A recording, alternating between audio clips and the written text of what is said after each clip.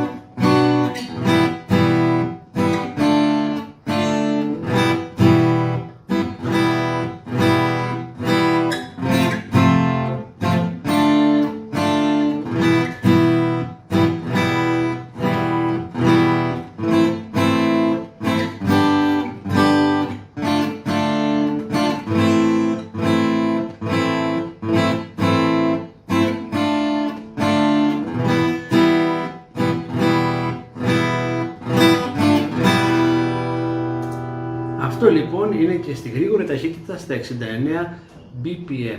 Ελπίζω με μελέτη και με υπομονή να καταφέρετε να το παίξετε και στις δύο ταχύτητες. Σας ευχαριστώ πολύ που με παρακολουθήσατε. Αν σας άρεσε το βίντεο και γενικότερα αν σας αρέσει η δουλειά που γίνεται εδώ στο κανάλι, κάντε ένα like και subscribe για να βοηθήσετε το κανάλι να μεγαλώσει και προσκαλέστε και φίλους στην παρέα αν θέλετε για να γίνουμε ακόμη πιο πολλοί. Να είστε καλά και πάλι, καλή μελέτη και θα τα πούμε σε ένα από τα επόμενα βίντεο.